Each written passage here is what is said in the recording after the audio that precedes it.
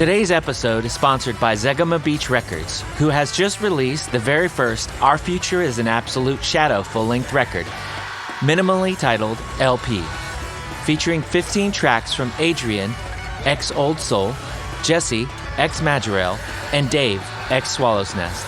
If you're a fan of Fleshborn, Ostraka, or Crowning, you are not going to want to miss this one. The release features guest vocals from Taylor and Jacob from Burial Etiquette, as well as Arvid from Vi Som Alskade Va Randa Samiku, and has been in the works for more than 3 years. Additionally, ZBR Fest Wave 3 was announced, filling out the May 4th and 5th dates in Chicago at Subterranean. New acts revealed include Fleshborn, Carrion Spring, Gallium, Ed Hockley, Nibuin, Gossip, and One Line Drawing. The May 3rd pre-show will be revealed soon with the final 5 bands. It'll be a blast. Get tickets at zbrfest.com.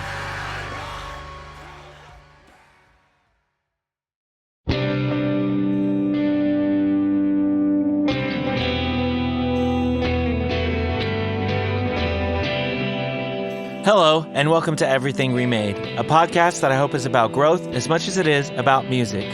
I'm Edie Quinn, and we have a great show lined up for you today. Before we get started, though, I'd like to remind you we have a Patreon page at patreon.com/humanmachine. You can sign up there to read zines, get music sneak peeks, and tons more.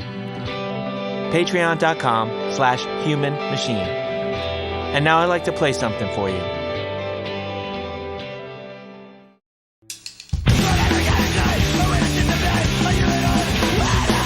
You're hearing Some Guys by Books Live, featuring my pal Steve Roche on drums.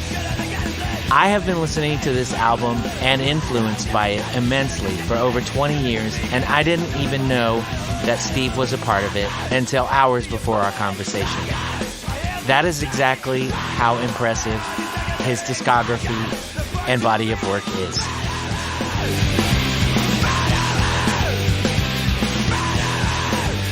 It definitely would probably be something off of Thriller by Michael Jackson. That was the first record I ever bought. I think we had 3 copies in my house. One was my dad's, one was mine, and one was my brother's. And either that or, Born in the USA had come out around the same time. That got a lot of rotation in my house.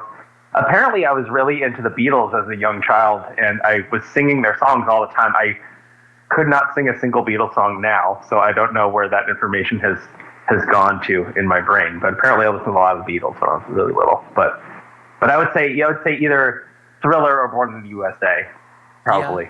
Yeah. One of those songs. Those are ones that I heard a lot of.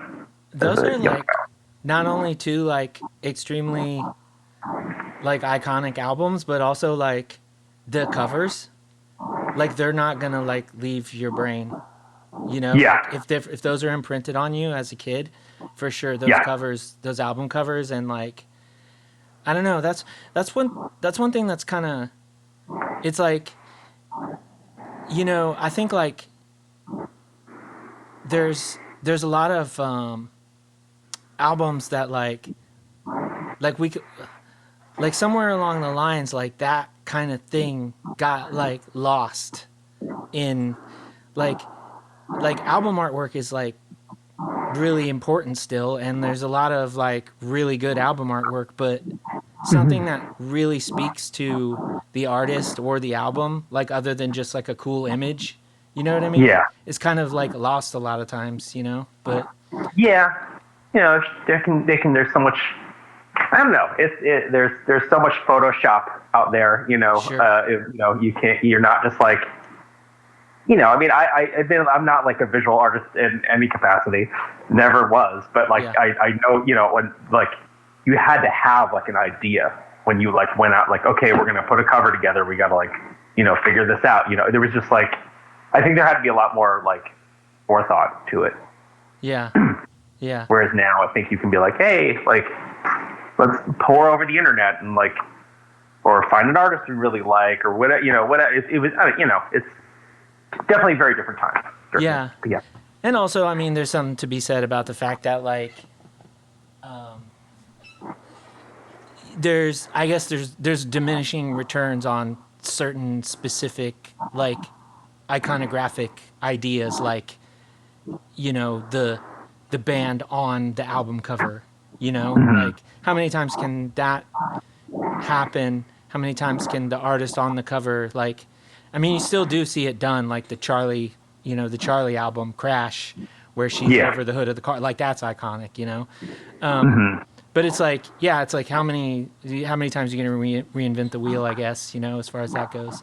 But yeah, that's I think I think that's the first time in a few weeks that someone's brought up Thriller. And I think, you know, I'm hitting that age group, with my last couple of Yeah. chats, like people my age, and your age and stuff. But yeah, so I mentioned before we started recording that I had a surprise when I was digging into your discography, and this one like Hmm. really, really smacked me upside the head because th- like this is that era of me listening to music, like when the internet was like a brand new thing to me, and like Hmm. and I didn't, like, the closest record store was like an hour away. They didn't get everything. Plus, if they did get something, you wouldn't get it for like 3 months after it came out. So you had to like know someone who had the thing. So Yeah. I was playing in some bands back then, and my buddy Tommy, who I played in this band called Keiki Body with, made me this tape, Books Lie, and that shit fucking blew my mind. And I did not know you were in that band. Crazy. Yeah. I was in that band. And that band had a lot of different lives. Um, yeah, I was in that band. I still talk to Adam, who was the singer at the time I was in the band, frequently. He's still a old buddy of mine.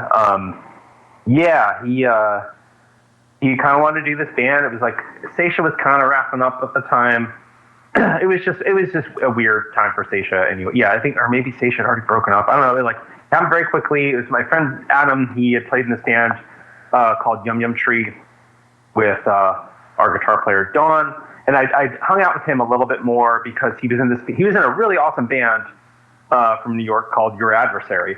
It was him, our friend JK played bass, and Chris Jensen from Mountain Records played guitar. They were like a three-piece, and I like recorded them for like my recording project in college. Oh shit. And I don't think those songs ended up on anything. I think it ended up being kind of a demo. I mean, my friend Charles and I had done it as a project, and it was like our first day in like the nice studio at the time at NYU, which was in hindsight probably not that nice. It was very small, but yeah, I don't think we really had a great handle on mixing that many tracks. I think even at the time I had like done stuff on cassette 4 tracks, and I had a 1/2-inch 8-track that I'd started to mess around with a little bit, but I hadn't really dug into that. But yeah, it was a really fun. It was a fun band. I really did enjoy it, and we had a lot of lineup changes. Like we had a second guitar player for a while who quit, and our bass player is this guy Bill, who's a great bassist. He quit, and Miles Carr, who's a name I'm sure I'd imagine you're familiar with, he joined on as the bassist. And it's comical now, but like Miles and I did not get along. Like we like kind of pushed through for a while, and I just couldn't do it anymore, and I just quit. But then weirdly, they couldn't find a drummer to replace me, so Adam, the singer, moved to drums, and they got Eric Owens from End of the Century Party to sing, and then that didn't work out after a while. I recorded the LP they did with them, which was also kind of funny. Because you were on the credits, so you can never tell sometimes. But yeah, no, I did. Like I recorded the LP. I played on the first LP, and like I think we did 2 7-inches. We just split with this band called Living Under Lies. We're based in Portland. It was Grant from Talk Is Poison and some other friends of ours at the time. And we did a tour down the West Coast with them, which actually, like, I gotta say, taught me how to like tour in a band, which was pretty awesome and pretty cool. Because before we were just idiots who didn't really know what we were doing. We like wouldn't stay with people. We'd like drive till we were like, we drive after the show till we were like completely exhausted till like 3 a.m, 4 a.m, pull over, get a hotel somewhere, pay for a hotel for like 6 hours maybe to sleep in. It was just like everything was dumb. It was just dumb. Yeah. But anyway, I learned how to like do the touring thing with those guys. Yeah. But I was gonna say, not to like put us on too many tangents, but the funny thing was that after Eric left, they got this guy Jeremy to sing, and he is now in like I think a pretty big band. Like he does that Project Woods, and he actually played on that Purple Mountains record that came out a couple years ago that I love. That's like one of my favorite records in recent years. Yeah. I don't know if that still counts as a recent year. It's like 2019 or something, I think. That LP was like, I don't know. Like, in hindsight, it reminds me a lot of the Fuel LP, which is like, okay. But I don't know like which thing I heard of first. I imagine I heard the Fuel LP first, but I can't. I heard it like pretty much. I heard the LP like when it came out. So like that's 20, 3 years ago around. That is high praise. Yeah. Derek Kirsch projects are tough to beat in a lot of ways. Yeah. Oh yeah. Yeah. And it's, I don't know. There was just so much there, like for me, like as someone who really liked everything that was going on in like chaotic hardcore, but also liked all of that post-hardcore, like Fugazi influence that y'all brought, where there's, like the song Some Guys, like that was like mind-blowing. Like there's so much happening in that song. Like it's unbelievable. Like it's like somebody just essentially like on purpose was like, let's just write 15 random things and somehow we're going to make them awesome together. Like, and I don't know why it works, but it's just like, I don't know. And that, I feel like that record is just littered with stuff like that. Just like a bunch of like real head scratching kind of like, but no, this works. This is consistent. And it's just, I don't know. I loved it. And I like really took a lot of inspiration from that. And I was just like, until today, had no idea. Like, we're chilling at some house in Philly. I don't know. It's like one of the most influential records from that time for me. And I'm just like, what's up? How's it going? But, now I know. That's awesome. Thanks. Yeah. I mean, that was a really fun band. That was a really, really making that record. That time in that band was really fun. But I was probably not. I will say I was probably not the greatest bandmate because I was so like hyper focused on Off Minor because that was like playing shows, booking shows, blah blah blah. Like I don't know. That was like probably to an annoying extent to Adam. But it's cool. We're still buddies. Yeah. Took a while. Like you can, 20 years later, you can just sort of like remember the really cool stuff, and that's great. I mean, it's good that it works that way. But yeah, so like you were saying like Saetia was like sort of winding down, so like, and then there's like Off Minor, so this is kind of like in between a lot of things. What was like, what was sort of the first band that you were, in from back then that was like, you said that Bookslash sort of showed you as like, this is how you should be touring. Like, was Saetia touring before that, and it was just like another nightmare after another nightmare? Yeah, we just didn't know what we were doing. Like, but Saetia wasn't even like the first band that I was in that went on tour. We had no business going on tour. We were called God Awful. We were like genre-wise kind of all over the place. Like we started out like early Discord worship, and then like got into weird My War era Black Flag, and then just got weirder and weirder. We ended up hopping on the first Saetia tour that I ended up going on, which was with you and I and Ray Stannon. We made no sense on the tour at all. And I remember actually we had this one very long song, and all three of us sang because our bass player had like flaked out. So my brother, we got him a bass, and the three of us played as a three-piece. And we would play this song, and as the song would start, there was a point where after a while my brother would just get up to this microphone when we were starting that song and just go, "Goodbye, everybody," because everyone would just leave the room in mass. So, what was going on, like mood-wise, in the song where you could see the tide shift, as it were?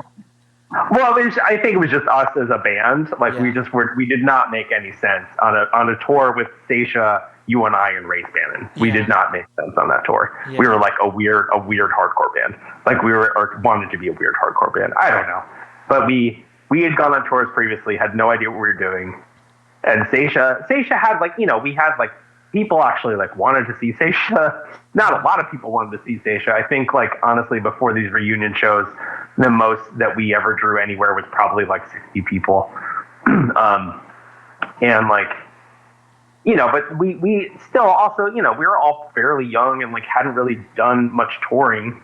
I don't think any of us had really done any touring really. And, my tour knowledge came from like reading Get in the Van when I was like a sophomore in high school, when it came out. And, so I was like, oh, you got to be tough, sleep in the van, whatever, blah, blah, blah. Like, I don't know. Didn't really have a game plan. But then going on tour, we would never, like, Saetia would never cook at anyone's house.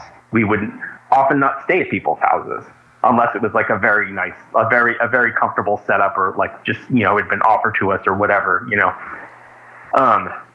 just didn't really have a good game plan. It was also really funny because the touring we were doing was like 1999, 1998.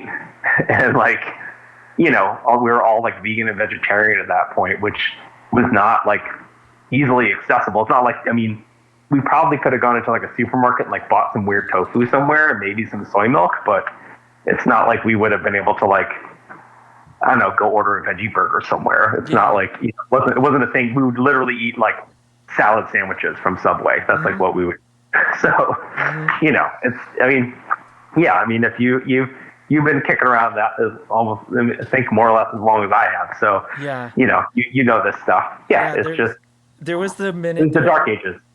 For sure. There was the minute there when Arby's like introduced like sub sandwiches, and they didn't have a vegetarian sandwich. So like, I was like, knew somebody that worked at an Arby's, so they told me how to order it like for cheaper, like sort of like, excuse me, because like you're not getting the meat or whatever, so they ring it up as a junior special and blah blah blah.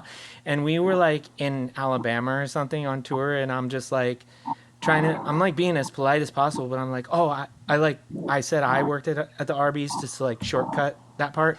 I'm like, oh, you just ring it up as a junior special or whatever. And the person that was working there, like, he would not have it. He was like so mad at me for not getting meat on an Arby's sandwich. He was like, I'll make it without meat, but if you want it without meat, you're gonna pay for it, And he was like getting hostile with me, and I'm like, I never knew that this would be so offensive to someone, but now what a weird hill to die on. yeah. The way Arby's commercials are now, like, I get it, because they're all about that. They tell you, like, look, meat is our entire, existence, but really silly. It's like, you can never take for granted, like, something like, even though it's like, whatever, this is all like corporate shtick or whatever, but like Chipotle or something like that, you could never take that for granted as a touring person, like now, where you can actually go in and get something that's like, halfway fresh and, halfway nutritious, Yeah. But yeah, that's, there was a time like before, I think we spoke about this once, but there was a time before I lived in my old house when Saetia played there, and I was working at the pizza place, and I got off work, like, it's a pizza place, so it's like one of those things, like, you get off when you're not busy, Yeah. And I was like, I gotta see this band. I lived like 30 seconds, like, from where I worked, Well, I got off, I went there, y'all were breaking down. Like, you just finished. Yeah. Not the only band that happened to, like, the other band that happened to, K&B Communique. So, like, two bands I never got to see that I would, more than any other bands I could think of. Like, maybe You and I is in there for sure. But yeah, like, I also saw K&B, like, just I heard like the last like 20 seconds or so while I was like getting out of my car and going into the house with KMB, and I was like, I know this man. song. I was like, oh my god, it's so, and I was like, this. It was like, I think it was like the second song on the 7-inch. So I was like, maybe they're playing them in order. I still get to hear the other two, you know, or something. Yeah. But no, that was it. That was the last Yeah, one. shit. Yeah. But yeah. Was this in March that we played? I you know, like I said, like I don't remember, but that seems about right. Like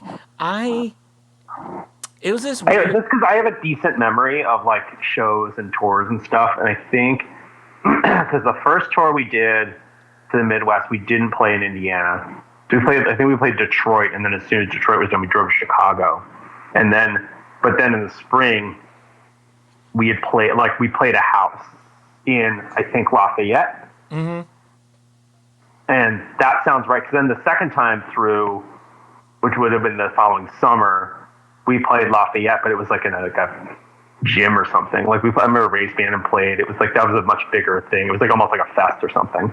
But I think it was like Race Band and U-Surf. I think I saw photos of Race Band and playing at that show. I was like thinking I was a photographer, and I have like some pictures. Might that have been like a church on campus or something? That sounds right. If it was big. Yeah, there was like a church basement or something, maybe. Yeah, there was a church there for a while where if you were gonna have like a thing that they'd let it, you know, they'd let you. I don't even know if they like charged people to do that. Wow. Like, played there a couple times, like in a different band in it, and it's one of those things where it's just like it didn't really matter like if a bunch of people came or not. Like it's good if it does, because it was like bigger, like you said, but like yeah, it would be kind of weird, like, you know, there's like only 40 people and you're like, you're having a good time, but it's like it feels like well, okay, yeah, you know, like you know, feels like we're doing this wrong. ain't shit. Yeah. But, yeah, that was like, I don't know, it was like First Unitarian Church or something like that. It's like over on campus. And yeah, everybody was always like, you got to have the show on campus because like more people will come if it's on campus. And it's just like, that could be true sometimes, but not always. And it's just like the situation, like they only did shows on certain days, and you can't tell a band that's touring, you know, it has to be on this day or whatever, you know. But yeah, that was a real like sort of interesting time for shows around here, because like that was like the first house venue really in Lafayette, you know. And then there were some other cool things, but yeah. Did U-Surf dudes live there too? Yeah, I actually like they lived there when y'all played there.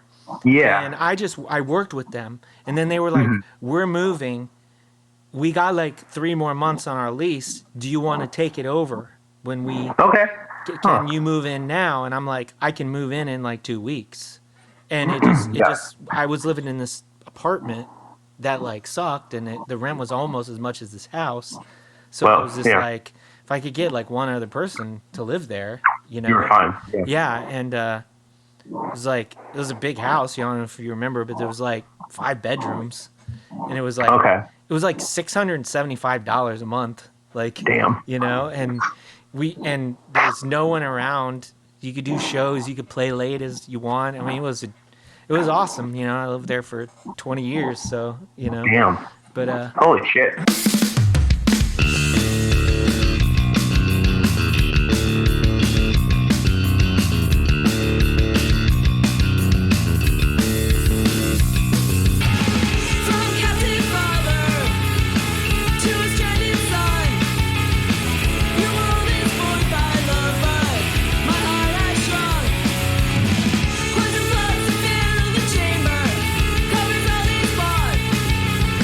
Blood by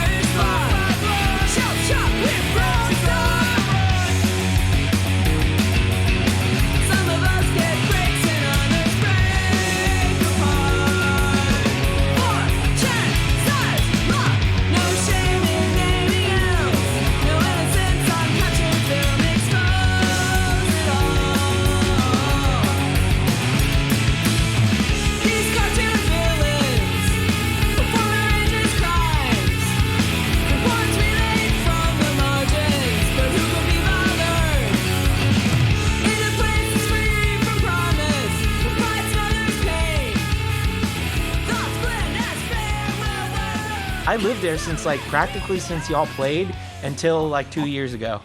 That is wild. Yeah. Like, Wow. whole You paid for that lifetimes, house, I'm you know? sure, a couple times at this point. Yeah. God damn. Yeah, we actually did try to buy it, but if I don't know if you remember, but there was a strip mall.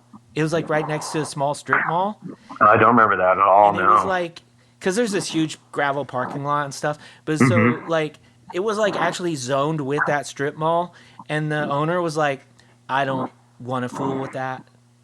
He was like, I would sell it because I don't need this house, but like I don't want to fool with the rezoning, so that's why.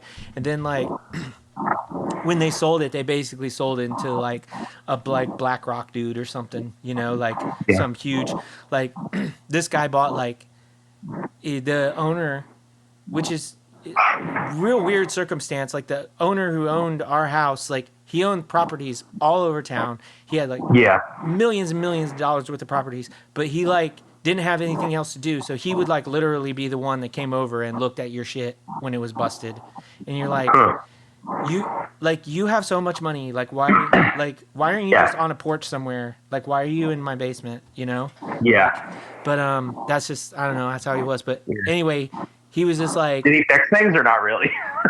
kind of sort of, right? You know, like he was. I mean, you know, better than a lot of horror stories you hear about that kind of thing. You know? Fair. No painting over roaches and stuff like that. But yeah, like he just like yeah he sold like $18 million worth of properties, and he was like, yeah, I'm cool. I'm gonna just go sit around now. But and Yeah. ours happened to be one of them. But Must be yeah, nice. I still get people every once in a while like that knew me from back then. Hey, you're not in that house anymore. Like who's renting it, thinking they're gonna start house shows again. I'm like, no one's lived in that house for 2 years. Like they don't care, you know. They're just Yeah. they just want the property. But yeah, really weird situation. It's Wow. it's like I don't know. It's real weird when you like that house like for 2 years, 3 years or whatever, like it meant a whole lot to a lot of people, you know, not just like, you know, but like bands knew about the house and they knew to get a hold of you, you know, or the usurp kids before us, you know. Yeah. And it's real weird when it just becomes just like, okay, like, you know, its story is sort of over at that point, you know. Yeah. I don't know. It's all fluid. It's like how it is. I mean, I don't know, like how like Philly have a ton of like house venues, but like, yeah, I mean, I don't know. I've lived here, God, almost 22 years at this point, and like I've seen a million house venues or warehouse spaces like come and go, and it's just how it goes, you know. Yeah. Young person's game mostly, and it's all, you know, it's what they can afford. They live in some weird punk house and they put on shows until the cops shut them down too many times, the landlord kicks them out, or the neighbors freak out, you know, whatever. I don't know. Yeah. That's how it goes. I was actually just recounting the other day, Dan Higgs from Lungfish, right after Lungfish broke up, he did like some solo stuff. And he was, he had a couple performances in Philly. One was literally in a living room that I think was probably about 2 blocks from where I am right now. He played in a living room. He played like a Jew's harp, and he had a violin player accompanying him. And I saw him play in a living room by candlelight with like 12 other people. I was sitting on a couch. It was really lovely and like wonderful. But then as soon as he was done, before like the show disbanded and stuff, a mad neighbor discharged a fire extinguisher through the mail slot, and it got the only person he got was my brother, who like got covered. I guess he was like pissed. I don't think it was even that loud. It just seemed kind of crazy, but I don't know, whatever. But it was just a really wild end to the night. So my brother got shot with a fire extinguisher. So goodness. That is fucking wild. Yeah, I don't.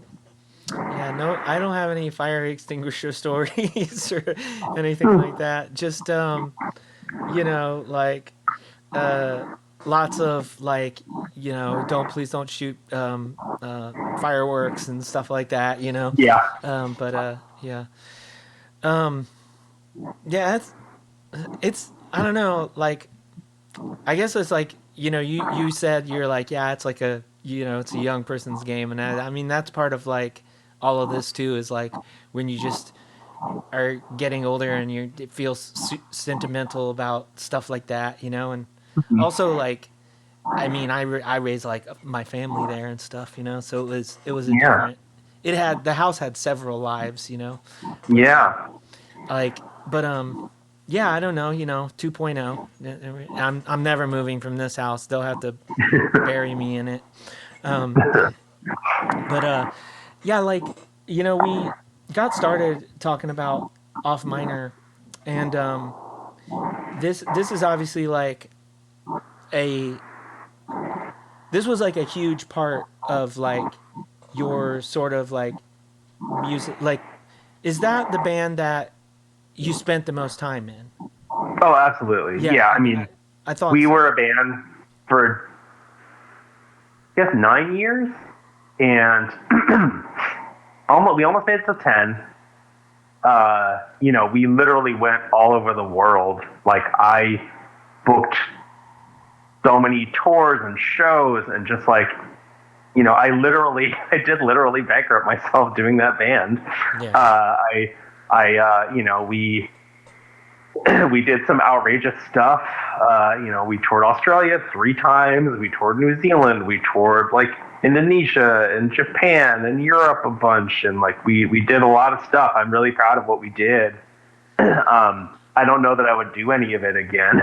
Yeah. Just because Jamie and I I would say easily the last half of that band, we were not friends.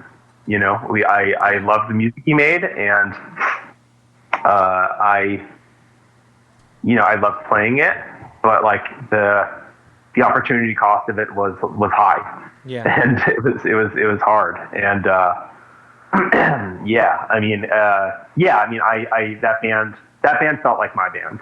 Like, not solely my band, but it was like I felt a lot of ownership of that band just because of how much work I put into it and how much time and like Resources.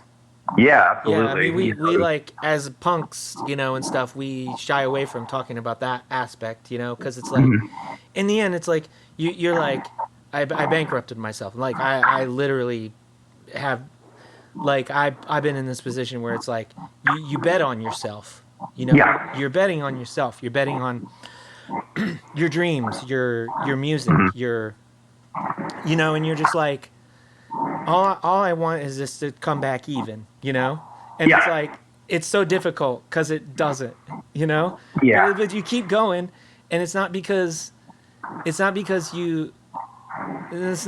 like you're looking like, oh, this next thing is gonna, like, it's like maybe a gambling mentality, but you're not looking to like win. You're just looking to like, just for it to take care of itself, right? And like, Yeah. I mean, it's one of those things. It's like you said, would you do it again? And that's tough, right? Because it's like, what else are you gonna do? You're betting on yourself, and there's for sure like a nobility in that. But like, as you get older, you're like, damn, I wish I knew like how to balance that with a little more like long-term thought, or like a little more sense, the sensibilities that you might have picked up. And yeah, I don't know, it's hard. I personally, I will say, sorry. no, go ahead. I will say, like, comically, perhaps, that I don't. The thing I probably most be like, I would. The financial portion of it, yes, was dumb in a lot of ways. I made a lot of poor decisions, and that is not the part that I have regrets about, frankly. Like, what I have regrets about is like the fact that I did spend another 5 years in that band, touring in a band with my brother and this person that was not my friend. So that was like, it was like the interpersonal thing was like, because here I was, we were like on other parts of the planet that many of them I will probably never return to in my life. Mm-hmm. And I should have been having the time of my life. And sometimes I still did, despite everything. But it was just a lot of things were tainted. you know, and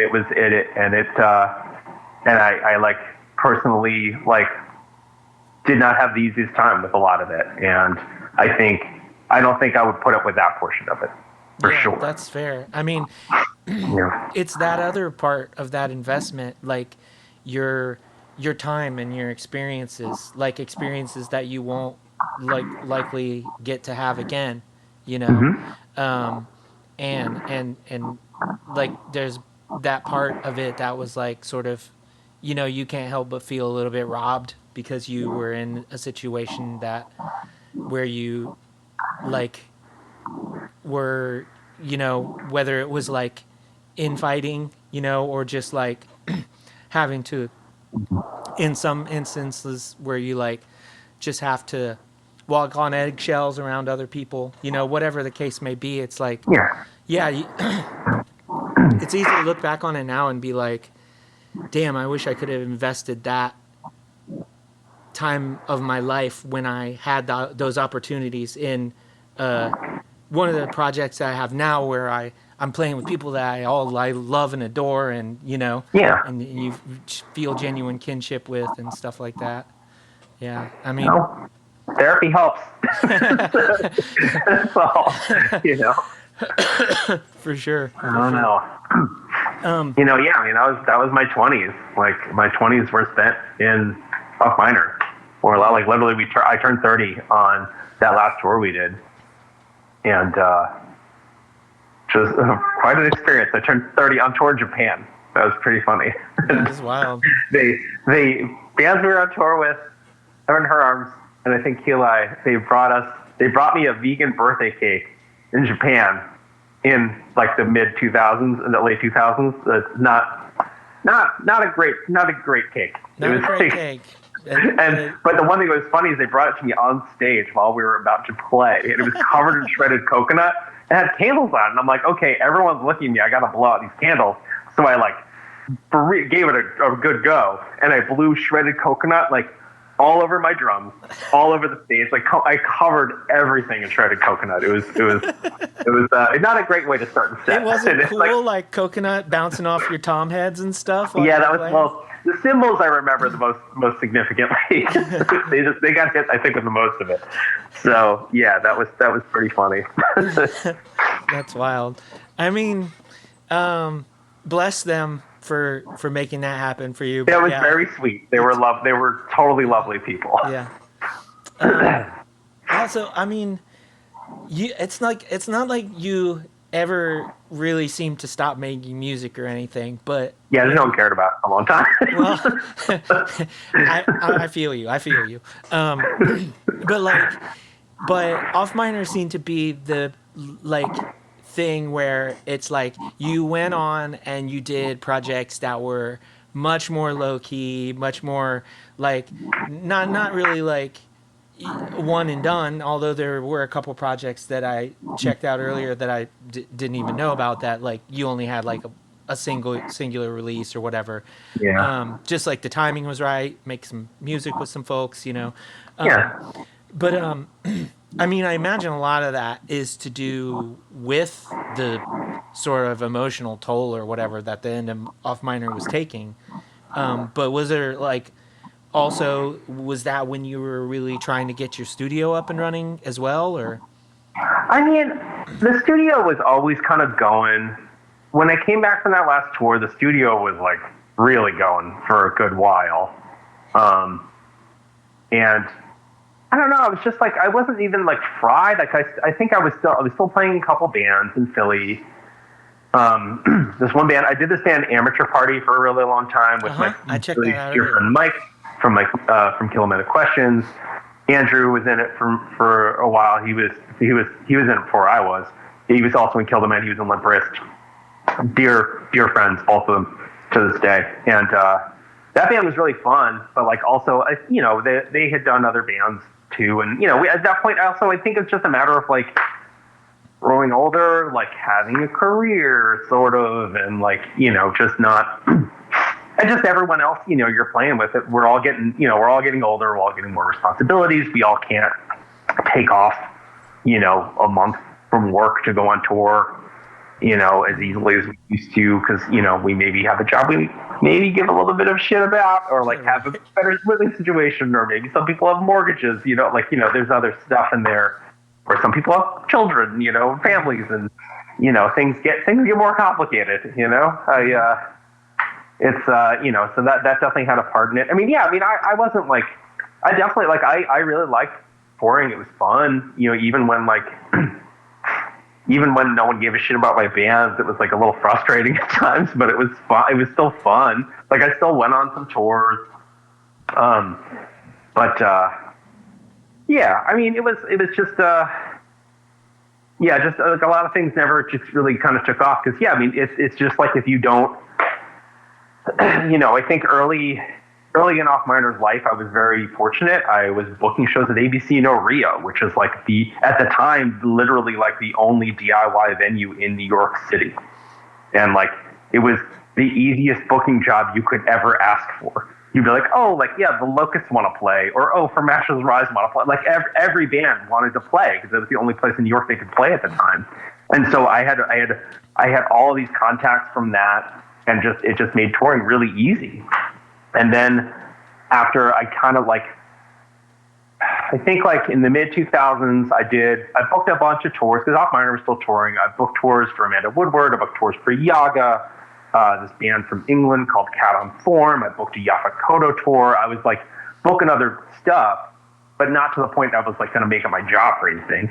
Like, but then I think after like 2005, I didn't book another U.S. tour for like 6 or 7 years. And obviously, in 6 or 7 years, that's like multiple generations of contacts have been gone at that point. So you're hard up, and then it's hard. It's a hard thing to catch up on, especially when you're not like going out to shows all the time and playing shows all the time, and you can't. It's hard to keep up. Yeah. So I feel like that that was against us. Well, a lot of those bands. Yeah, and just life stuff, Just it's funny because like I really didn't even mind the fact that like that like those bands like we'd go out, maybe it cost me $200 to be gone for a weekend to play shows. Like it wasn't that big a deal. They're like, okay, like cool, I got to see some friends and eat some food or whatever. I got to do some stuff. That was fine, So that was okay. And it's actually it's very. It's lovely now with Saetia stuff is amazing because, we get to like play these bananas shows and like, I can like go out and like see people and I don't know. It's very nice. It's these like compact little things. We're like, okay, it's like this weekend doing that stuff. After that, like back to normal life, like whatever, it's fine. Yeah. So, it's getting over COVID. I'm a little. Yeah. I'm glad to hear that y'all are on the mend. That's terrible. Especially with your little one. That's like I can't stand to see the little one sick. That's awful. But yeah, not easy.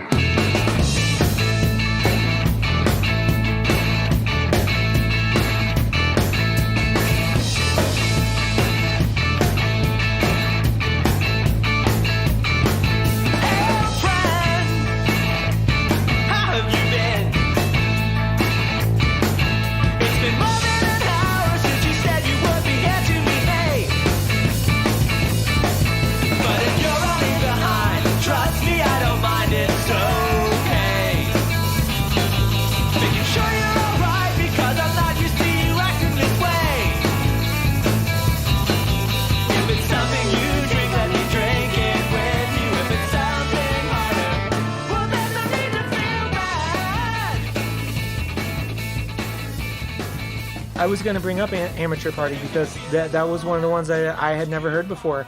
And like, yeah, I feel like there's probably a lot of bands that are similar, like that do that kind of like Q and Not You, sort of, but I'm not that like dialed into those bands. So when I find a band like that, I'm like, fuck yeah, I know what I'm listening to for like the next 3 or 4 days. So yeah, I was like, holy shit, this is fucking rad. And like, another band I was really stoked that I just heard about today was Yo Man Go. Oh, okay. which is there wasn't that much about it. If I remember, there was like a 7-inch that I listened to, and there was like 2 other things I think that I saw, but I didn't get a chance to listen to. But like that real like there was like a real specific like y'all were like later than that. I don't remember the timeline on that. That was maybe 2012-ish or something. Was that around there? Yo Man Go, that was like Yeah. 2006, 2007. Oh, okay. And comically, like, so their original drummer was this guy, Dave, who I'm still friendly with. He actually he was in the last incarnation of Rambo as the drummer. Okay. Not on the newest record, but he was in Rambo for a good long while, and he also was the first bassist in Piss Jeans.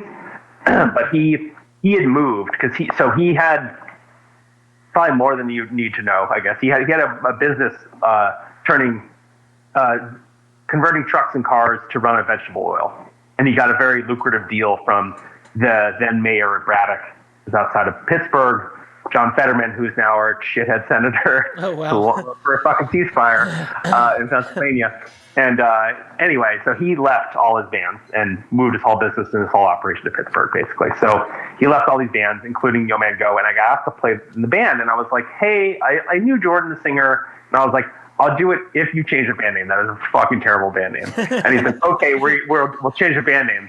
And like, we could never come to an agreement on what the band name was, so it just ended up being Yo Man Go. So I lost. So. Well, I saw on the 7-inch it just says YMG.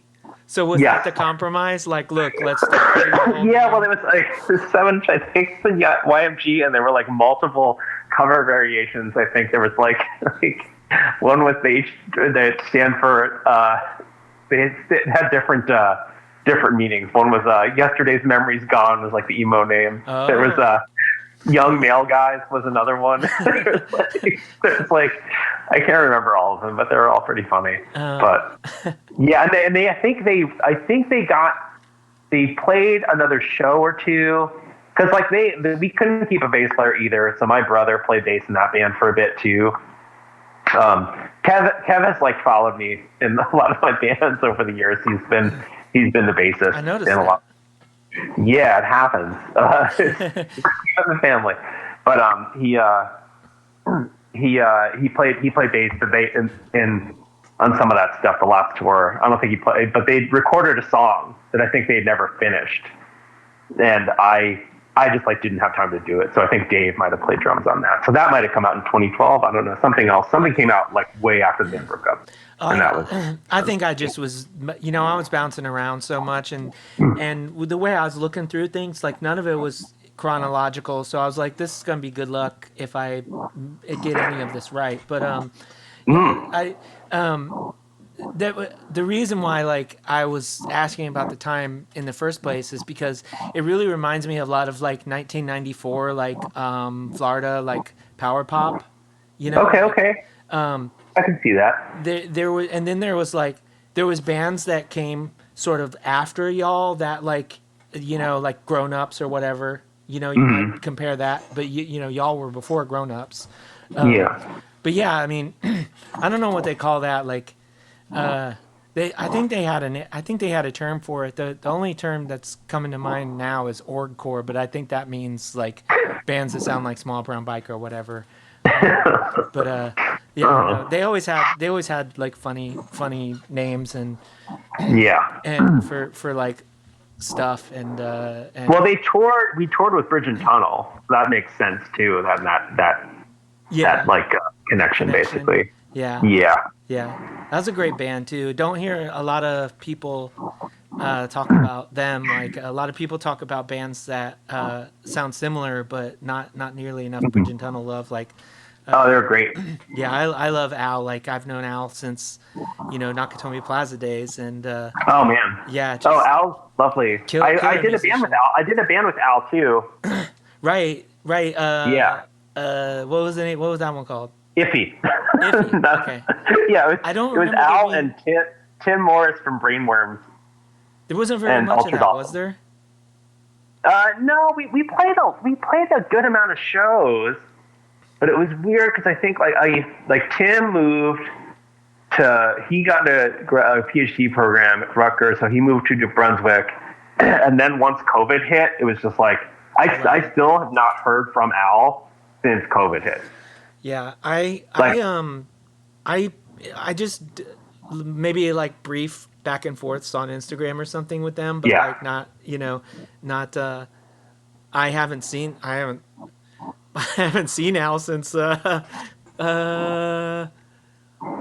shit, like, I don't know, 2001 or something, Well, okay, yeah. Yeah, but we used to Like a Sasquatch sighting. yeah, we used to really like run the run the route with Nakatomi Plaza back in the day.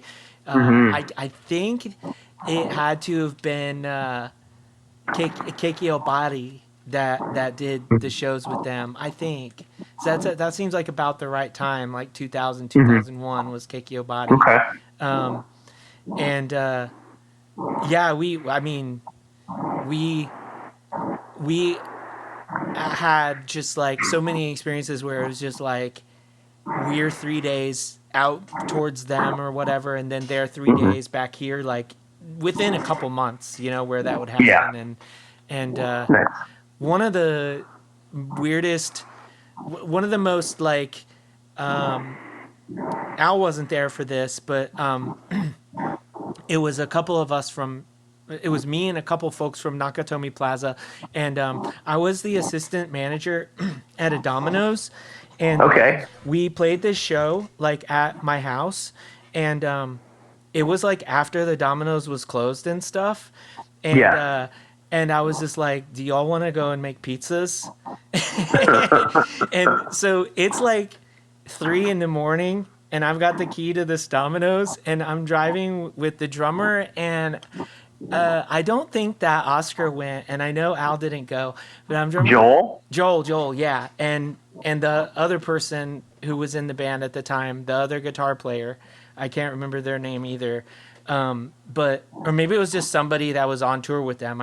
I'm not sure. Yeah. It was Joel, and we were driving out to the Domino's, 3 a.m, and we were listening to Spine and Sensory by Tristeza, and like the second track comes on, it's pitch black everywhere. It's Lafayette. There's like no one on the street at that time. Yeah. We just had such a fun show. I'm with my friends from across the country. Like, it was just such a profound experience. And I'm just, it is like that song comes on and this memory is just locked in my head. Like one of the best times of my life. I'm just like, and we went over there, we were in the Domino's, we were like illegally making pizza. I mean, I had the keys, so we were in there making pizza. Contraband pizza.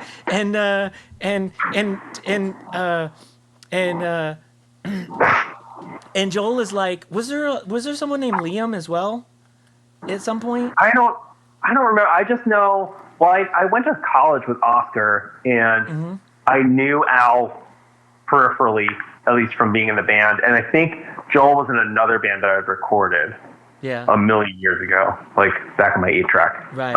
I think that the time that we had played shows with Nakatomi, there were like a couple of different drummers and stuff too, so I might be like mixing names up. But like, we go out there and they're like, hey, because I had like my work shirt in my car, and they're like, can we put on your work shirt and we'll take pictures and stuff? And so like I still have these pictures that I just like randomly find sometimes of us in this Domino's 3 a.m. making pizzas, and these people from halfway across the country and they're in these Domino's uniforms. But yeah, I don't know. That's punk memories right there. That's good times. Yeah, that's cool. Yeah, every once in a while, I have a shoebox full of old photos. I'll bust out. I have a lot of silly ones with Steve Aoki, believe it or not. Oh, wow. Was that like This Machine Kills era, or? Yeah, I was asked to play drums on their U.S. tour, and I was asked to book it also, which I did in 2001.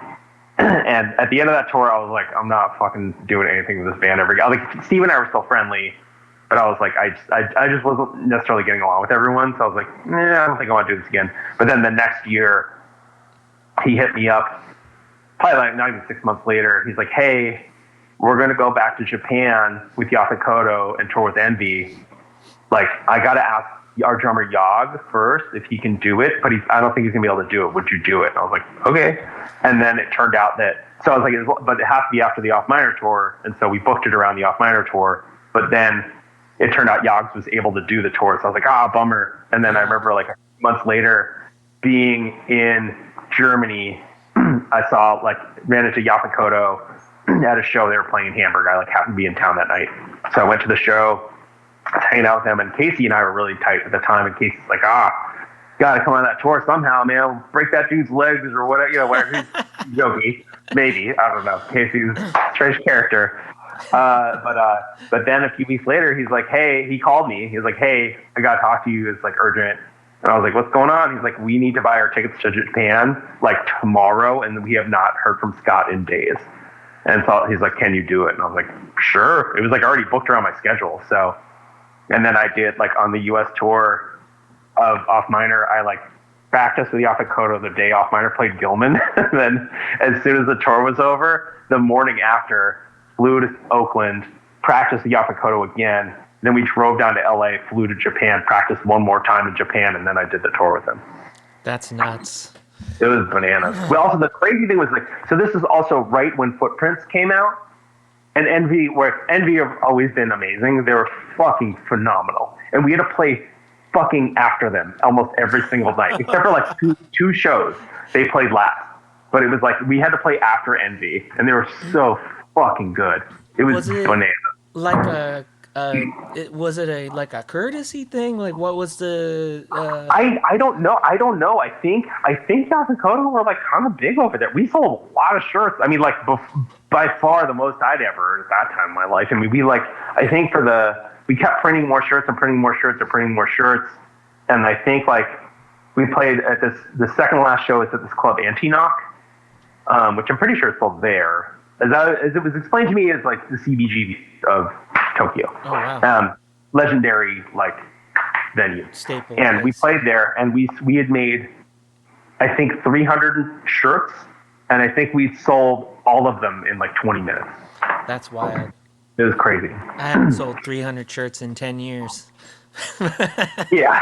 Oh, believe me, I have a basement full of bullshit shirts that are never going to be sold of many bands I've done over the years. So I don't have a whole lot of backstock, luckily, because at some point I decided hey, I should make them in manageable amounts, and I should make them myself. So I can, I can have the shirts, and I can have the screens, and I can just print them as I run out or whatever.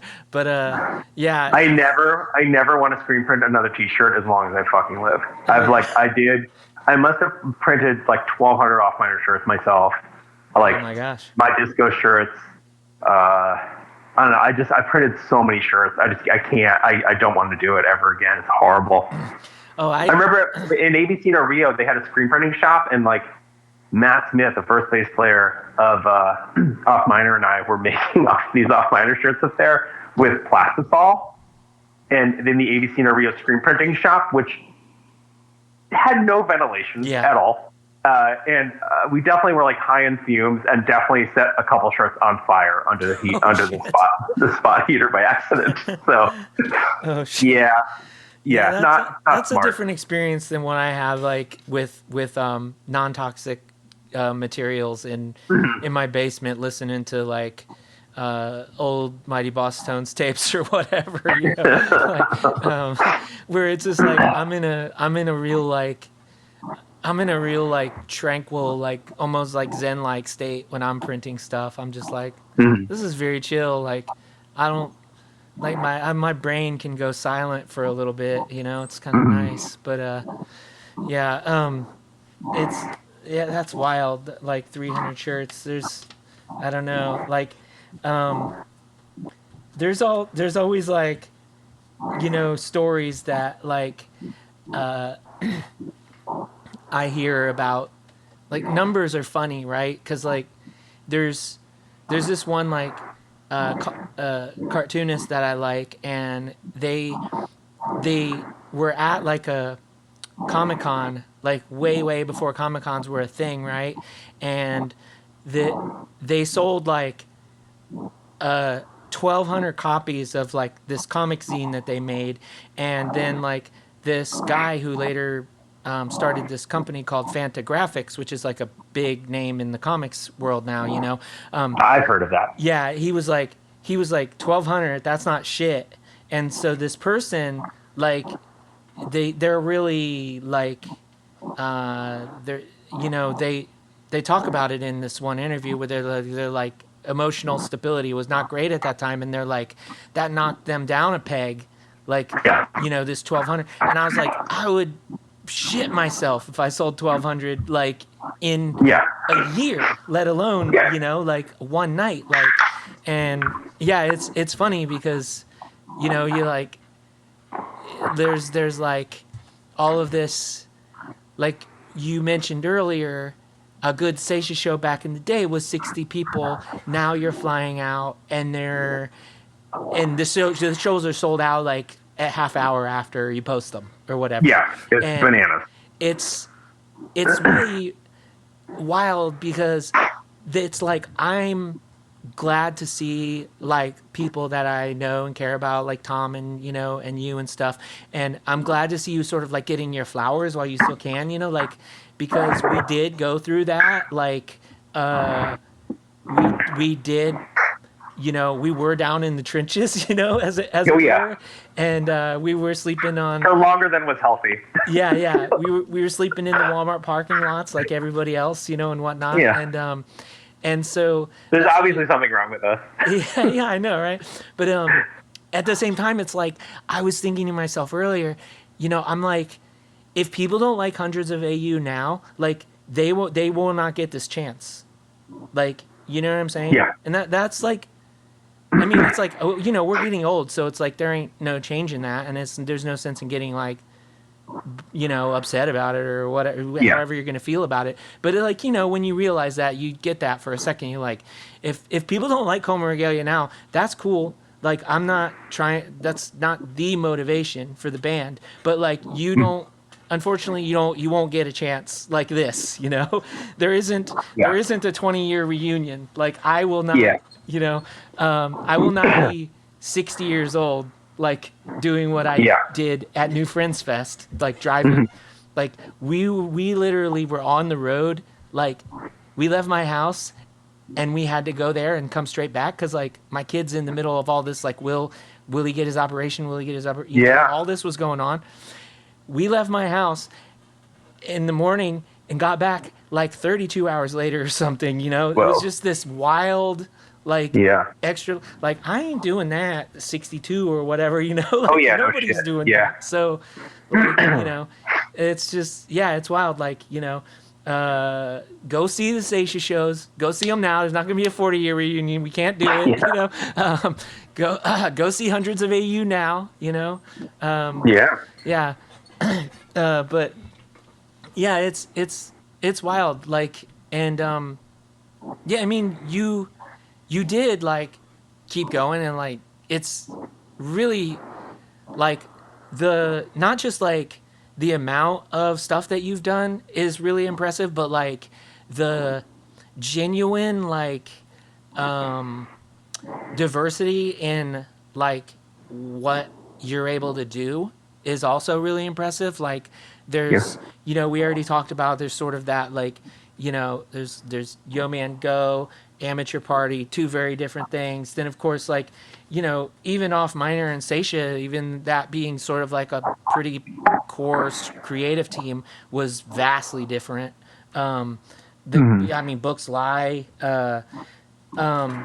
and then like, one project that I just was barely able to touch on was like Pink Coffins, which is like, that was different than a lot of stuff that I had heard you do. Just in that it's mostly like faster and more, it's like, not that it was like less technical than some of your other stuff. It just was just more abrasive and to the point in a way. Caveman. For sure. So I did, the guitar player, singer, and I did. Jordan sang in Yo Man Go also. Okay. The And singer there and the was guitar another player and I project did. as well, right? That Huh? Jordan was it? Damn, was there one more project like a? We did another project. Joe, Jordan, and I did another project called War Emblem. Right, and it was just like That, one 3-song thing. no. No. Oh no. War Emblem did an LP. Oh, okay. Protagonist. Yeah, the Pink Coffins record was kind of a mess. Like in hindsight, like the just recording wise was kind of terrible. Also, but yeah, but like that band was fun. As it was like caveman music. Like I was constantly told to make the drums quote more ignorant. Okay. So yeah, so like poundy caveman stuff. So that was fun. But no, I think you're probably thinking of Ordinary Lives. That'd be my guess. Yeah, no, there was all of our something. What? Damn it. I don't know. My phone's like across the room. I could have just. It's okay. It's okay. Well, I did a band called Ordinary Lives with Jeff from Bridge and Yeah, Tunnel. I remember that. And that did a we did a played 7-inch. with y'all. Oh yeah, that's right. Okay, In yeah, Basement. that's right. That's right. And was that Okay. that was in? Was that in Pittsburgh though? Or did we? We played one show with y'all. Was it the last Capacity show? Maybe. Maybe. I think so. Yeah. Yeah, 'cause I remember y'all playing that show. I we played did with you in Philly somewhere though. I think. Yeah, I'm not. Yeah, I don't.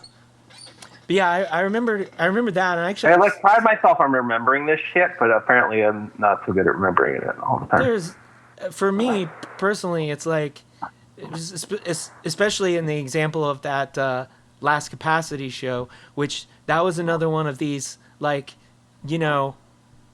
like a rational person would not do things like this, which is we got into like it was like a Honda Civic, and there was 3 of us, and there was like guitar heads, and there was guitar cases. Like we didn't have to bring drums or whatever because we were just like backlining, but like there's 3 of us in like a Honda Civic, and just like a guitar case like pressed up against your head practically for the whole drive from here all the way to New Jersey, or whatever. And it was our guitar player at the time. It was like his like it was like Zabutis? yeah, Zabutis, yeah. It was like a family function or something, like literally the next day. And Oh, God. he was the one that drove too. So Whoa. we left, we drove, we played the show, we headed straight back. And Wild. he crashed in my basement for like 2 hours, like to take a nap, and then drove back like 2 hours north home. Oh, God. And if you remember that show, if it's the one that we're both thinking of, I mean, I know it was the one I'm thinking of, but there was like water on the floor, and there was like, for sure, there was like water on the floor, and there was like guitar like pedals like just like not that far away from like it wasn't a lot of water, but it was just like there's water on the floor. Yeah, this there's is not the guitar smartest thing you pedals, can all be doing right now. And you're like, Yeah. and I'm just like, that's cool. I'm back here. Like I was playing drums at the time. Like I'm cool. I'll try not to touch this mic. Yeah. I'm on acoustics back here. This is good. Yeah. Yeah. It's just Well, I always tell wild people that going on tour is a series of bad experiences that in hindsight are funny. Yeah. Yeah. It's pretty bad experiences, like bad judgment calls, like so many. Like I was just talking with someone about like all of the ridiculously dangerous situations that you'd been in with like vans where you like just throw a couch in the back because there's no back seat. I totally did that, and you're like, that's not only highly illegal and very dangerous, but like who, like, I don't know, you're 19. Well, I just think of all the time. Like I'm terrified of flying. I hate it. I'm really not comfortable with it, but I have to do it. Like I have to. I've done it plenty in my life, and I'm not like. I can get on a plane. I'm not stoked about it, but I'll get on a plane. But I try to rationalize it to myself. I'm like, okay, how many times have I been riding in the loft of some dumbass tour van that if we had an accident, it would have like rocketed me out of the windshield like a clown cannon, like, and I would have died immediately. Like I know I was way more likely to die that way, but now I'm worried about flying instead. So I don't know. It's yeah, it's different. Not the most rational, but it's different fears for different times. Like I had a friend who over Christmas, like they were visiting their in-laws, and one of the in-laws was like moving some gifted furniture like in a box, like an IKEA box, and they were just moving it and literally broke their whole back. Whoa. It was like new fear unlocked, like new paranoid fear is just right in there now. Like Whoa. that, once you're at a certain age, that becomes a thing that is not that unlikely to happen. And it's like worst news, like worse. And just thinking like, you think about at that point when you're like, wow, all the bad calls that we made on the road, and doing silly stuff. And I mean, we're lucky or whatever, but yeah.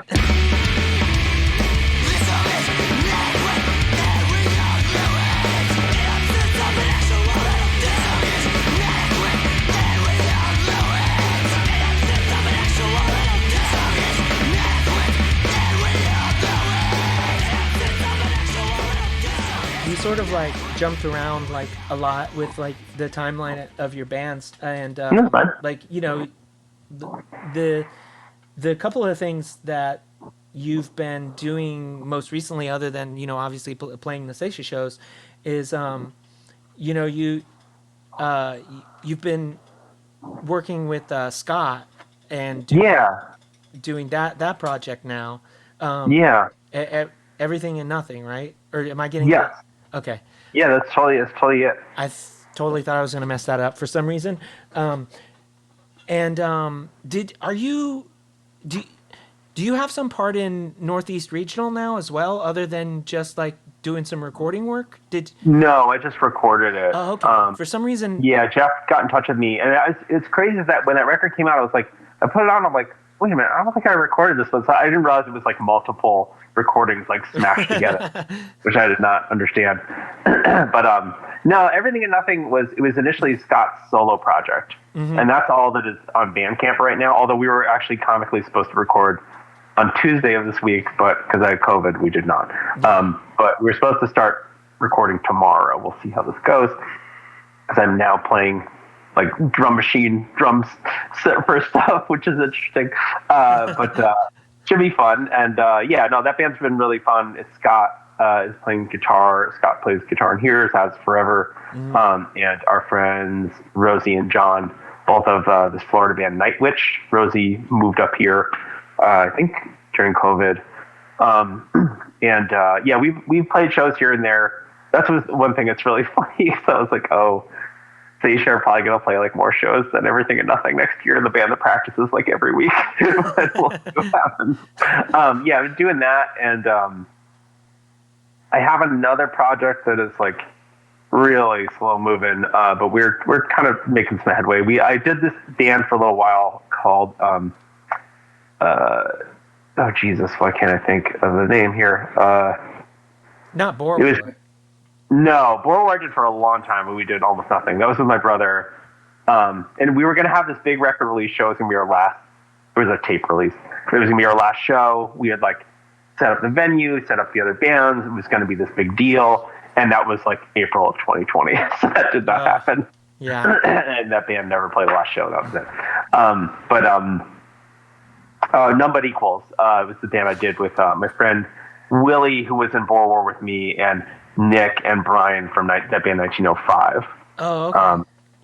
But like Nick, Willie, and I are now playing with this guy Dave Sanders, who he was in Hereticon.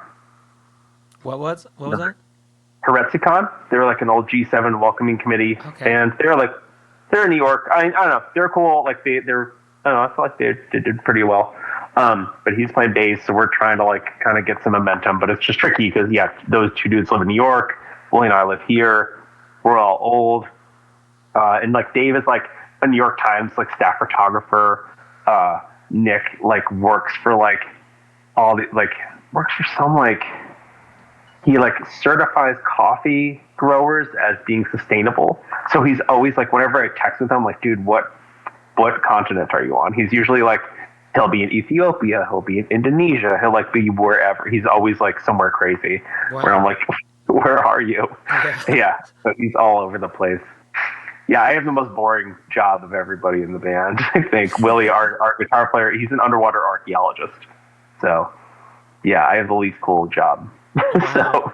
Yeah, I mean, I don't think it's the least cool, but I think that like it's you have the more common, which is like to say a recording engineer is the more common out of a group of people is pretty wild. But like, yeah. I mean, I was gonna ask you about that, like, because like the newest Here's record has done really well. So like, is that like the biggest album that you've like engineered or whatever? Is that like, are you gonna end up with like a gold album or something? Because I would be shocked. I'd be really surprised. I need that to happen for them first of all. Gold is so many records. I know, right? Maybe gold in like a small country. I don't know, but like, yeah, it just seems like that's so many records. I don't know. I don't know. It's funny. Yeah, it's because what I think in my mind of like the bands that have done really well that I've worked with. I mean, I'm sure none of them, like probably like a handful of them probably sold like 10,000 copies of something. Yeah. Whereas like now, but 10,000 copies, I think will like get you on the fucking Billboard charts. Yeah, probably. That's a lot of physical. Yeah. Yeah. But yeah, I don't probably. I guess. I mean, yeah, I'm trying to think. Like, Mischief Brew did pretty well. I did a bunch of records with them.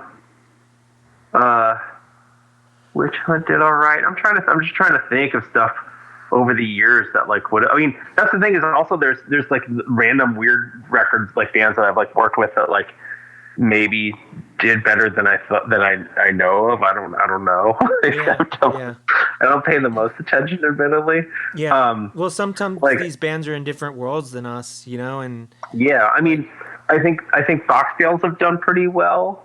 Yeah, for sure. That last LP of theirs I did. It was funny because like someone posted that like that Needle Drop dude like video like review of it, and I was like, oh cool, they got a review, but I was like, what the fuck? Like this has like 70,000 views. I was like, who is this person? Like I think Ryan had to tell me like, no, that person like does this thing, and I was like, oh okay, I don't pay attention. I don't know. Yeah. So. It wasn't anybody that big, but somebody was at our Snag Release show in Milwaukee, and they tagged us in this video, and like a bunch of people like followed our accounts or whatever, and we sold more records than usual like on that day or whatever. And then like it just so happened that like like our friend Nate, who's been playing bass at a lot of shows with us, like I sent them the like video where this person like mentioned us, and they were like, oh, I thought that's who that was, because like this is like an Instagram like micro celebrity account that I have, that's not my world, but Nate already totally knew who they were, and like I was just chatting with this person. They were really nice, and and had nice things to say about our band and our show, and oh cool. And it's like, yeah, I don't know what this is like, but this person has like tens of thousands of followers, like I'm just like, who, like I'm like, that's not the the world that I like. I don't know. I don't like. I'm not like I don't avoid. I don't avoid the like press or whatever you want to call it. Like, I'm not one of those people, but like I also don't go looking for it. So like, it's really got to be somebody else's effort for me to see something, and I mean that's just, I don't know. I think that's been healthy for me because like I can't. I just have a really weird like. It's really weird when you put music out there and it becomes owned by more than just you. Yeah. So like that's something that I not struggle with, but that's something that is hard for me to like always like take into account, right? Because you're just like, I'm not one of those like this person didn't get it at all like type of Hmm. people, but like Yeah. at the same time, like sometimes people put words into your mouth and you're like, I don't, you know, Hmm. I don't Yeah. really, that doesn't glue with me, you know, or whatever. Yeah. Um, But it takes on a life of its own yeah, out in the exactly. world, and open to other folks' interpretations and I mean, there's things like people that. that they got the Google alerts on, and Oh yeah, they yeah, know yeah. where their Spotify listens come from, and I'm like, no, no, thank you. Like, I don't, Yeah. you know, no, thank you. But yeah, another project that you've been doing like on and off is obviously the working through Rust project with Tom. Oh yeah. Is that just like is that just something that you and Tom talk about from time to time and then it comes together pretty quickly each time, or is it kind of like talk about it and then when it happens, or I think like there was only one time where we actually tried to like have forethought about it and like do it in person and stuff and try to maybe make a band out of it, and like that just it kind of like fell flat a little bit. And I think everything else for the most part was like kind of COVID project stuff where he he wrote that kind of like doom stonery like the dog walker? kind yes, Yeah, exactly, yes. yeah, And he like, and man, I gotta say, like, cause he played all the guitars and recorded all the guitars and bass already, and I had to play drums to that. And I am not great playing clicks, I gotta say. And like, yeah. it was slow, and I was like, that was a humbling project where I was like literally going every single phrase. I was like, I played it a bunch, and I was like, all right, feeling pretty good about it. And like I went back to listen, I'm like, holy shit, I'm like way off from this kick hit. I'm like stretching and moving stuff. And I was like, ugh. And I'm still like now when I listen to it, I'm like, ugh, that was a messy edit. Ugh.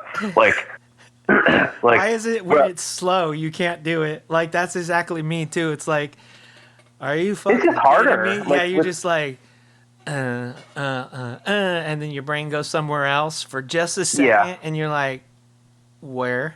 Like, you know? Well, I mean, I think when it's slower, you really need it to like be subdivided. I think that's like a bigger thing. But also, like I don't know, like I've only recorded one thing that I ever had practiced along with like practice gearing up to record, practice with a click. That was the Ordinary Live 7-inch,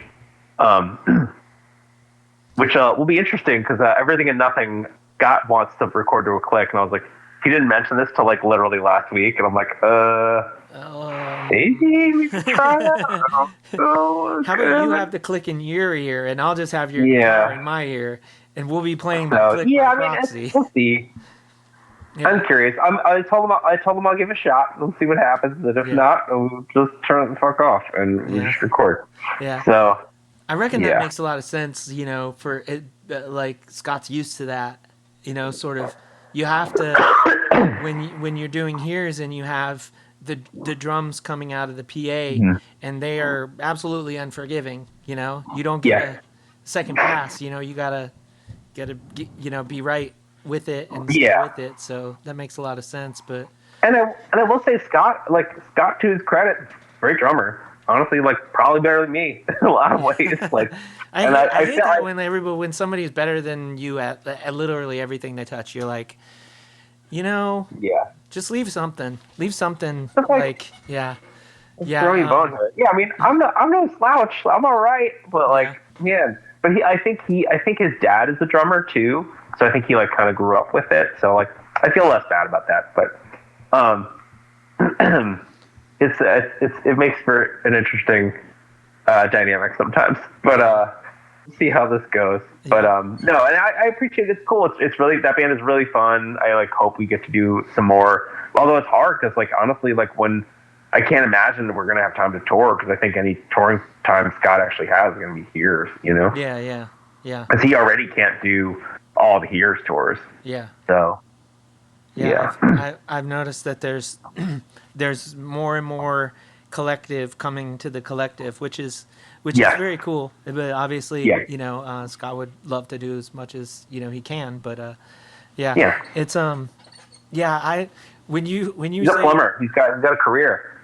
oh, he's a plumber. I didn't even know He's a that. plumber. Yeah. I had just chatted with him, and we didn't get into that part. But cause like I actually like, and it was another one of those things where I was just like, oh, this is that Scott from Here's. Like, I'm literally realizing that, like, while we're talking. Like, Yeah. because I just contacted from, like, the Instagram page. I just heard the demo. I was like, this is sick. Like, I'll reach out and, you know, didn't know. And then we get in talking about, like, all the other awesome bands that he's been in. And it's like, you know, next thing. And then it's like, shit, well, this is the, you know, second time that, like, I've talked to somebody where I'm talking about like their other bands when I'm like a huge fan of their sort of main band, you know? Yeah. The other one was like TJ from Soul Glow. Like we Oh, okay. barely talked about, you know, Soul Glow. So it was just like one of those like, hey, wait, this is like, I just, you know, I was like, damn, this Nine of Swords album is fucking cool, you know? Let me chat with Yeah. somebody from Nine of Swords, and the next thing, and I'm like, wait, you're that, TJ? And they're like, yeah. And we're like, oh, shit. Well, you know, I got to talk to Pierce at some point, you know? And then we'll get the comprehensive guide on that. But, yeah, when you said, when you were talking about Click, I thought you were going to say, I've recorded to Click, like, one time, and my response was I've recorded to Click one time well. Like, Okay. I recorded to Click several times, but I recorded to Click one time well. And Well, it just feels funny to me because as like an engineer, if bands talk to me about it, I'm like, well, it only really makes sense if you've been practicing with it, go for it. That's great. But otherwise, like, you're just going to make yourself crazy. So if I was just the engineer, I'd be like, no, you're not playing to Click. But or I would strongly suggest it. Not telling bands straight up no is not really my vibe, but yeah. Yeah. Anyway, in my defense, the last time I tried to record to Click, I was like, okay, I'm not getting this. I'm going to pass it along to someone else because I was doing other things on the project anyway. So I passed it on to someone else. They recorded it. They were like, yeah, I mean, I didn't have too much of a problem, you know, and I'm like, that's great. Then later, the person who had sent me like the guitars and stuff was like, oh, one of those guitars got slid like a scooch. And I was like, there you go, right there. Like, that's why I couldn't do it. This other guitar was like fucking me up. Like, it was like, it got slid. And so I was like trying to like jump into, like, I would hear this other guitar like coming on, and I'm like, I'm trying to jump into that, and it was off. So I was just like, I did this thing. I was really going, you know, out of my way to try to make this work. I'm turning that guitar off, and I'm just following the other thing, and I'm turning this off, and I'm just following. And then like, I'm like, but I need that one guitar because that's where the snare hit has to hit on that guitar note. So I record to just the one guitar, and I'm like, I got it. And then I turn that other guitar back on, and I'm like, I don't got it. And I should have just been like, it's because of that other guitar. But I'm one of those people that, like, I will blame myself for the problem before I blame anybody else, you know? Yeah, so, fair. like, I was like, it must be me. I must just be terrible at this, you know? And, but I mean, it worked out in the end. But yeah, like, recording to a Click is so weird, and I've done it, and every time I've done it, I've been like, I don't know, people can do this in a way where it doesn't feel so sterile or just like static or whatever. You know, but, I'm not one of those people. When I am doing it, it's like I feel like one of those like lie detector test things is going, and like I'm looking over at the computer for like I'll make like notes or whatever, and I feel like at any point the thing's gonna jump off and they're gonna be like liar, and I'm gonna screw everything up, and so it's just like everything is very by the books, and I don't know. Yeah.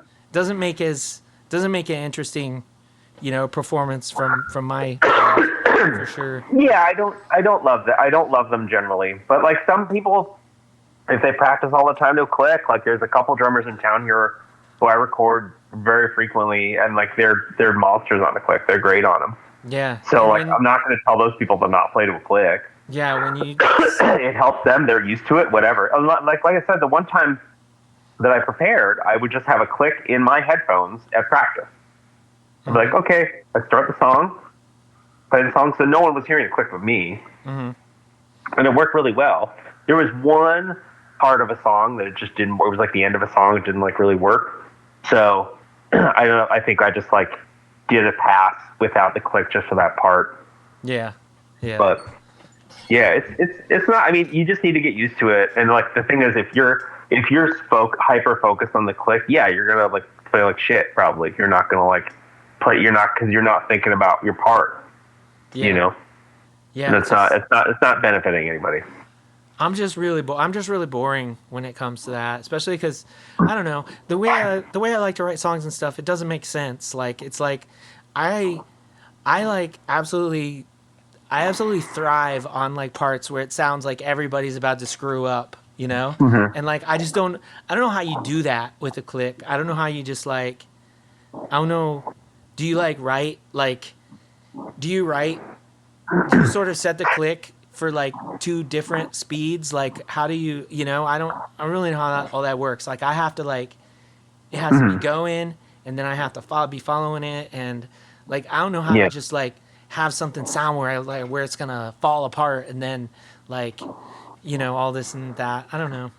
And plus like probably much like you, I got started with like a Tascam and stuff, and so I just have like grown up just like sort of okay, what's the most live way we can make all this happen while still being able to do everything that we can do after the fact, but yeah, I mean, it's we have been chatting for quite a while, and we've talked a lot about like the bands you've played in and stuff, and I really did want to like get sort of a lot of like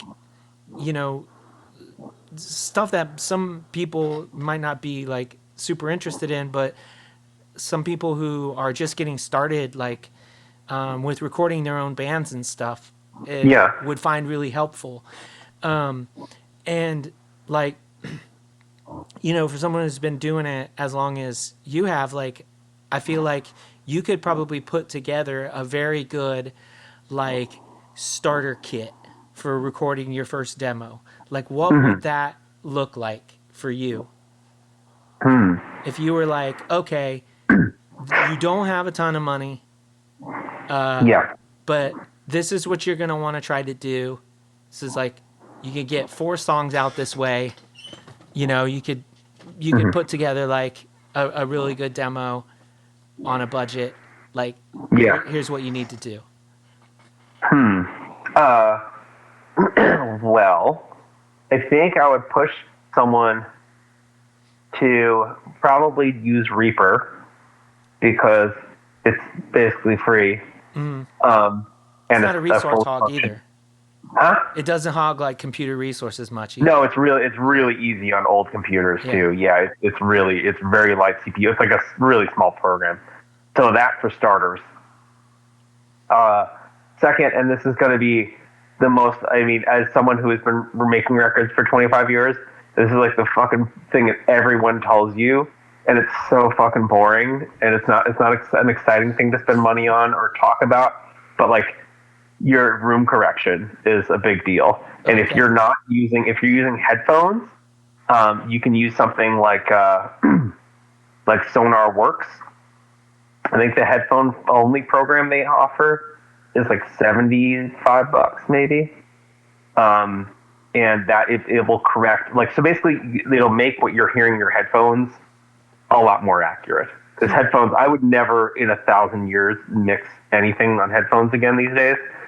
But I have room correction, because every set of speakers, every room is going to sound different, and if you can't hear what you're actually recording properly, then it doesn't really matter like what microphones you use or where you put them. I mean, that does matter, but it's not gonna, like, if you can't hear what you're actually capturing accurately, then you're already like 2 steps behind, 10 steps behind from where you should be.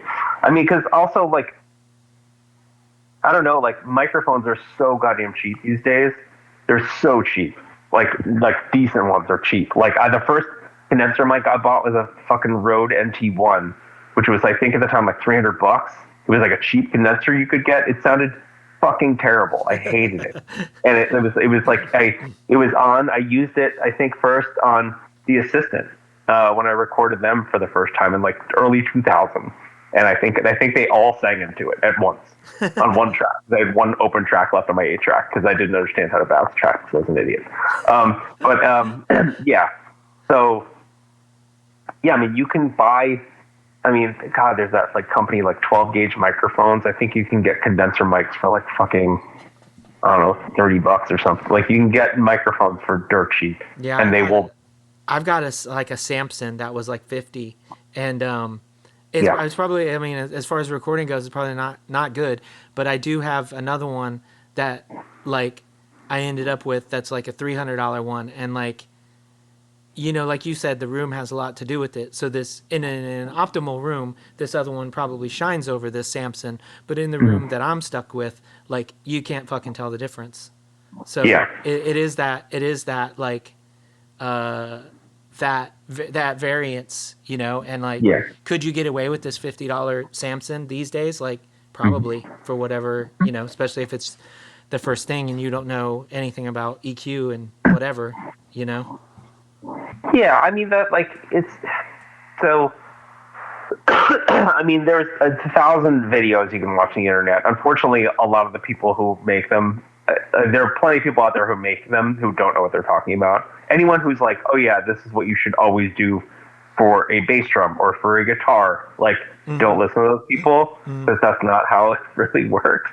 But you, yeah, I mean, I think honestly, like, being able to tell, like, your listening environment, like, even if it's just headphones, like, having something that is accurate is more important than anything, and it's really not fun to buy stuff like that, but it will make a huge difference, because, yeah, whatever your space is, not everyone's going to listen in that space, and you want something to translate to as many places as possible. I mean, you can go spend, like, I don't know, I feel like you could go easily spend $500 tomorrow and, like, have enough stuff to record a full band. You know, you might need to get creative. Like, sure, maybe you're taping a microphone to a cymbal stand. Like, I don't know, maybe you're hanging it down from the ceiling. Like, whatever. Like, there's plenty of nice stuff out there. You don't need to go that crazy. You need to actually, like, use your ears, listen, you know, and just, like, experiment and try stuff out. Like, you can get a pretty decent picture of a drum kit with just, like, 3 microphones. You can get away with just, like, a mic and the kick drum, and you can do, like, the Glyn Johns technique, you know, have a microphone kind of draped down from the ceiling, like, kind of looking down, like, kind of near where the rack tom and snare drum kind of meet, and then have another one looking at the floor, over the floor tom at the hi-hat. You know, it's not going to sound like a fucking metal record where you hear, like, the attack of every single tom hit and, like, all that amazing details there necessarily, but, like, you can still get a decent picture of the band and of the drummer. And, like, anything after that, drums are the hard thing. Like, guitar, vocals, bass, like, you have one mic, you know, put it in a place that, you know, I feel like you're better off having a little distance, you know, for a guitar amp. I usually do, like, 6-8 inches off the speaker, because when you start getting up real close, that's when stuff gets a little, I don't know, gets a little less forgiving. At It's a lot easier to not screw up when you're far back. I'd always heard like, you know, if you can cut a hole out of the cloth or take the cloth off, like get it right up on that speaker. And I always double mic, so I always have one that's right in there and then one that's back a little, which that can create phase problems sometimes, but Yes. not really. I don't know. It depends, I guess. Like I've dealt with that, but I don't always experience that either. So yeah, I don't know. I guess that's just probably a lot of factors there that I'm, are a little out of my pay grade. But yeah, I mean, at this point I have a stupid, like truly ridiculous amount of gear, like to the point that like I could mic up 3 full bands at the same time and not really have to compromise on anything. It's that ridiculous. Yeah. I couldn't fit 2 full bands in my studio. My studio's not big. yeah. But I have a lot of stuff. But I will say that like, mic positioning is a huge deal. That means a lot. I mean, basically, the player and the instrument, that's like 90% of the sound. The microphone you choose and where you put it is probably another 5%, and like everything else gets like smaller from there. It's like, oh, like this mic preamp is like 1%, and like this EQ is like 1%, and this distortion or whatever or compressor plugin you use on this maybe another 1%. It gets like diminishing returns. Yeah. But like the main thing is the performance and the player, because I mean, I don't know. Listen to how many records do we all have from the early 80s that sound like utter shit, and they're still awesome. Like, I don't know, Minor Threat records sound fucking bad. They sound real bad. And I mean, even the Right to Spring record, the fucking snare drum sounds like a bucket. It sounds awful. But that record's phenomenal because they're a brilliant band. Yeah. Like, it doesn't matter. Yeah. Like, we just try to not fuck it up. I mean, I don't know. Yeah, I mean, telling someone what to buy or whatever seems crazy. I would just try to use what you got. If you got some ancient ass laptop, fucking go with it. You just got to get something to get microphones. I mean, but also like experiment, try weird shit. I don't know. I remember hearing about how like, I'm pretty sure this is how Deerhoof recorded their first record. They had, because there used to be a version of Pro Tools. It was called Pro Tools Free, and you can only record 2 tracks at a time. And I think they had 4 mics for a drum set, and so they used 2 laptops, and they had to like sync it up. They're like 1, 2, 3, and hit record at the same time. And I think that's how they recorded the drums for their first record. And the more bananas thing they did was the guitar player really liked how the attack. This is in like a tape op interview with them. I've had tape op. I've been getting tape op since one of the first ones I got was a photocopied version. It was number 4. Whoa. I bought it at this record store called Ethereal on like Avenue A in like probably, I don't know, 1997 or something. But anyway, it wasn't that old an interview. But anyway, the guitar player really liked the attack of the first time he like strummed the guitar. So he punched in every fucking note on the record. Like he played the record on guitar, one note at a time, which is fucking bananas. Like, that is insane. But like, it worked for them. It's cool, whatever. Like, I don't know, just experiment, fuck around, do shit you like, trust your ears. Wild. But listen to what you're like. Be able to listen to what you're recording and make an accurate decision on it. Because you're like little Samson speakers or whatever Behringer speakers. They're probably not going to have any low end. They're probably going to be scooped as fuck. They're probably going to have they're probably going to sound totally wrong. And where you put them in the room will probably also be wrong. And the fact that you have no treatment in your room is probably also going to hurt you. Like, it's just like you're just like, I would eliminate as many things as you can. It's really funny. If you use headphones, use that like Sonar Work shit. Because you're like talking directly about my situation. Like, everything that you're saying is like, you're doing everything wrong, Edie, which is fine because like the thing is, like, I did for a long time. well, the other part is I was gonna say is this is like sort of in my defense, and like judge my recordings on this all you like, because I know that like what I'm doing is it's like I'm happy with it, so it's like Then whether that's it's all that fucking technically matters. whatever is fine. And I'm not saying you're like bad mouthing my recordings, but like this is the antithesis. Like, if you're not listening to Steve right now and you're being a fool like me and being like, yeah, well, actually my situation is different. It's because like the computer that I'm using like is the first thing that I need to do, and I haven't been able to do that. Like, the computer I'm using is like 15 years old. But anyway, this is what I have to do to get around what you're saying. Because you're absolutely correct, obviously. I get zero. I do not know. So what I got like 3 different kinds of headphones. And I'm like, check them on this one, check them on this one, check them on this one. And then what I got is I got like 3 cars or something, and then I have computer speakers upstairs that are different from the, like, and I do have a sub down here, so it's a little better than nothing. But and so what I've learned to do is this internal, like, it's like math in my head. Like, I'm figuring out the middle of all these. Like, how can I meet all of these problems that I'm hearing in the middle? And I've gotten to where I'm passable at that. And it's like, if I could do what you're saying, and I hope to someday. I mean, I've been recording myself for 13 years now, so I don't know when that someday would be. But like, if I could do that, my life would be so much easier. So just listen to Steve, get your room correction,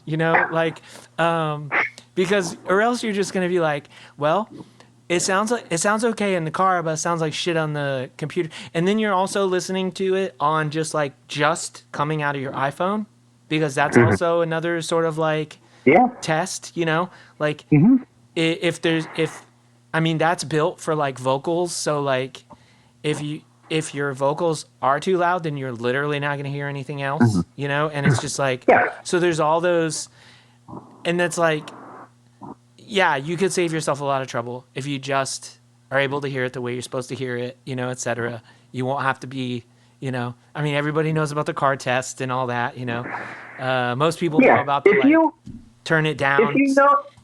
If you know your room and your speakers, then you're golden. But like, unless you've spent like thousands of hours making records in that room and or on those speakers, like you're at a disadvantage. That's all. I mean, for example, I will say the last Saetia 7-inch, I recorded it.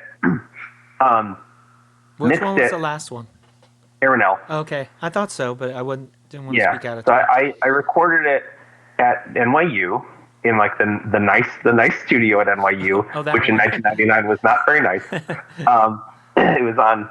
Yeah, I mean, the room was super tiny and stupid. It was so silly.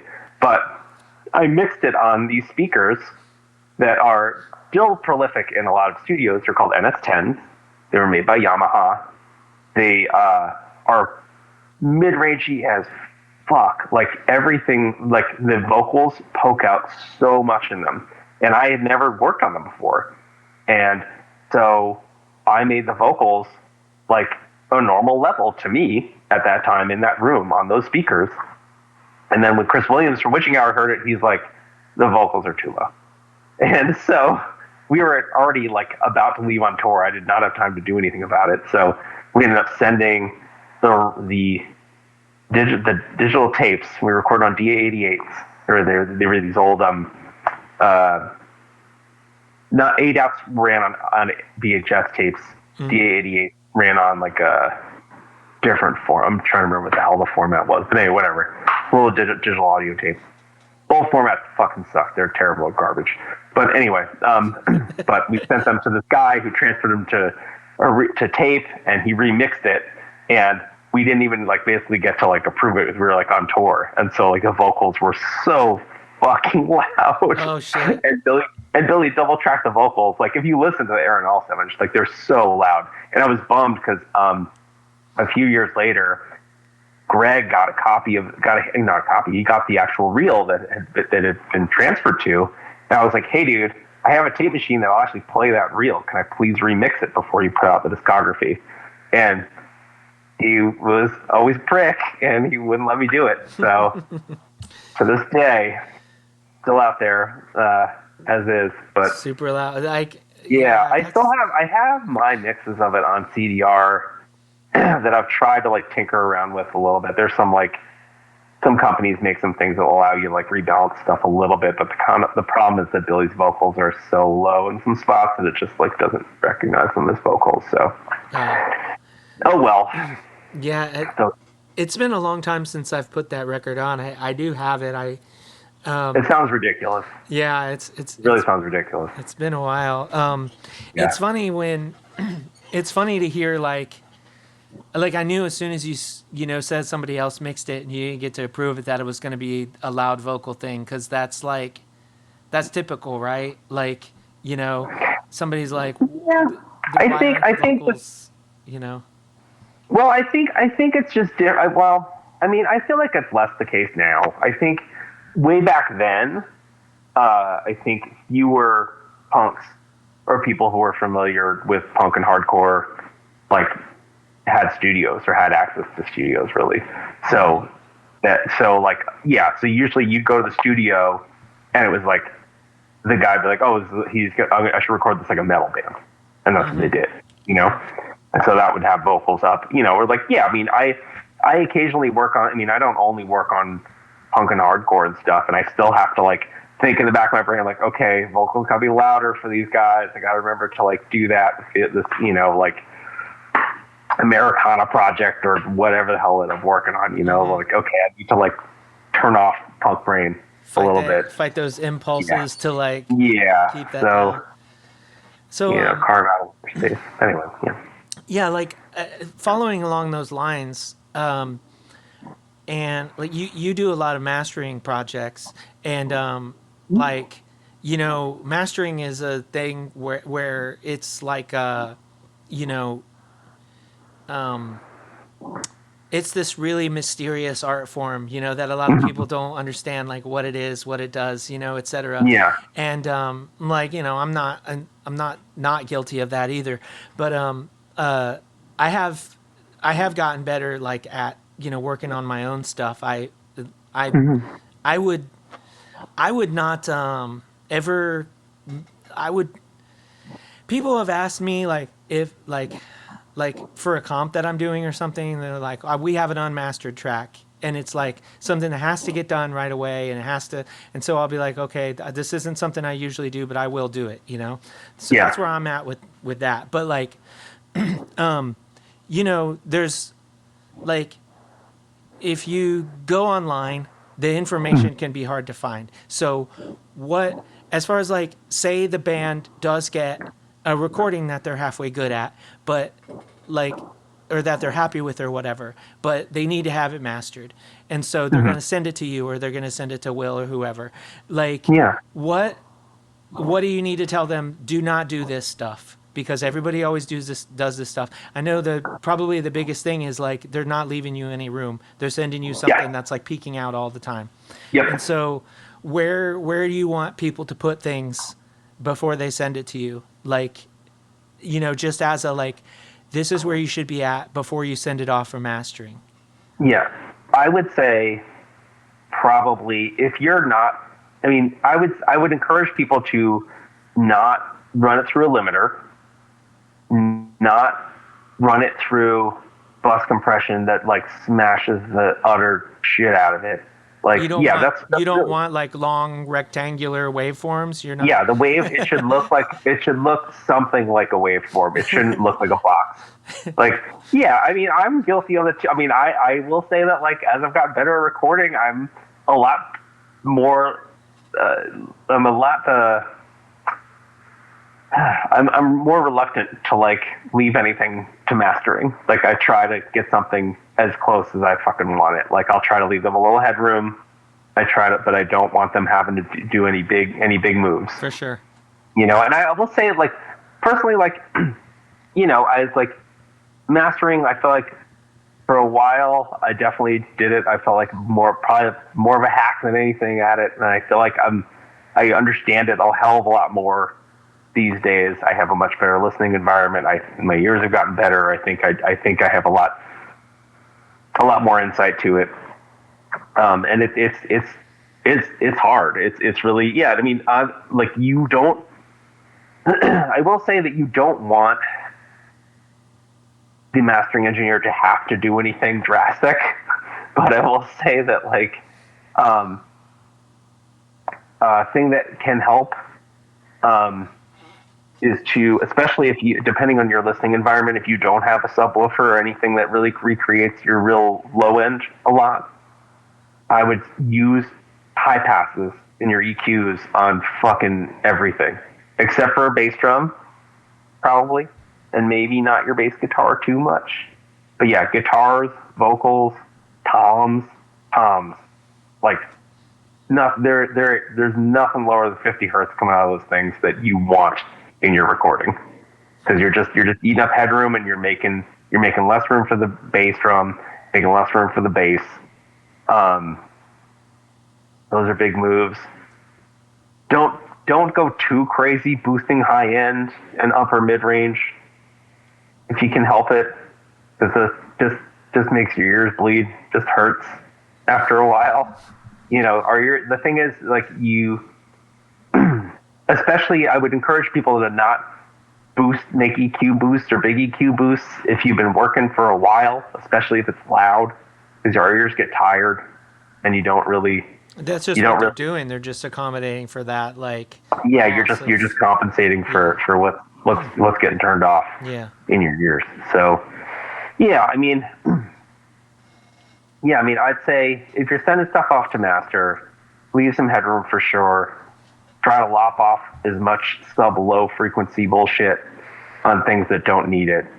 You know, yeah, if you're soloing your guitar when you're like getting your sounds or whatever, and you like want to feel that like low end, whatever, that's cool. But you don't need or want that in your mix. I mean, like this, if you listen to records, it's wild sometimes. Like, I don't remember listening to like, you know, that last Refused record before they got back together, The Shape of Punk to Come.